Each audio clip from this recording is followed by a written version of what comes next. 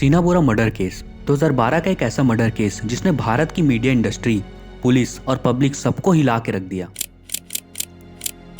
एक माँ ने अपनी ही बेटी को मार दिया और 3 साल तक किसी को पता भी नहीं चला। मिलिए इस कहानी के 2 मुख्य किरदारों से। सीना बोरा एक यंग स्मार्ट लड़की और इंद्रानी मुखरेजा एक हाई प्रोफाइल मीडिया सीईओ जो दुनिया के सामने सीना को अपनी बहन बताती थी, लेकिन असल में वह उसकी बेटी थी। सीना, इंद्रानी और उनके परिवार की कहानी इतनी उलझी हुई थी कि सच और झूठ की सीमाएं मिट चुकी थी। सीना का बॉयफ्रेंड इंद्रानी के सौतेले बेटे राहुल मुखरेजा था। हाँ, यानी राहुल के हिसाब से सीना उसकी गर्लफ्रेंड थी, पर एक्चुअली में वह उसकी स्टेप सिस्टर थी। इंद्रानी को यह रिश्ता कभी मंजूर ही नहीं था। 24 अप्रैल 2012 को सीना अचानक से गायब हो गई। इंद्रानी ने सबको बताया कि सीना यूएस चली गई है। उसका फोन बंद था, उसने नौकरी छोड़ दी थी और धीरे धीरे हर कोई यह मान बैठा था कि सीना फॉरेन शिफ्ट हो गई है।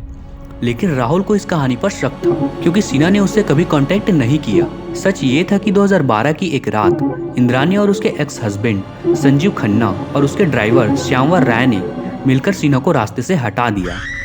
उन लोगों ने बॉडी को जंगल में जाकर ठिकाने लगा दिया। 3 साल तक कोई सबूत नहीं, कोई रिपोर्ट नहीं, केस एकदम डेड हो चुका था। मोड़ आया 2015 में। इंद्रानी के ड्राइवर श्यामवर राय को इलीगल हथियार रखने के जुर्म में पुलिस ने गिरफ्तार कर लिया। पूछताछ कड़ी हुई और ड्राइवर अचानक से शॉकिंग कन्फेशन कर देता है कि मैडम ने अपनी बेटी को मारा था और हमने मिलकर बॉडी डिस्पोज की थी। इस एक बयान ने 3 साल पुरानी धूल झाड़ दी। पुलिस ने तुरंत जंगल से मिले पुराने बोन्स, बर्न रिमेन्स की जांच शुरू की। डीएनए मैच हुआ और आखिरकार ये कंफर्म हो गया कि जो बोन्स उन्हें जंगल से मिले थे वो सीना के ही थे। फिर इंद्रानी को एयरपोर्ट से अरेस्ट कर लिया गया। साथ ही संजीव खन्ना और उसके ड्राइवर को भी गिरफ्तार कर लिया गया। इन्वेस्टिगेशन में सामने आया कि सीना और राहुल का रिश्ता, हेरिटेज प्रॉपर्टी और इमेज का डर और इंद्रानी का कंट्रोलिंग बिहेवियर, ये सब उस मर्डर के पीछे के मोटिव माने जाते हैं। हालांकि इंद्रानी आज भी कहती है कि वह इनोसेंट है। आज सालों बाद भी ये केस पूरी तरह क्लियर नहीं है।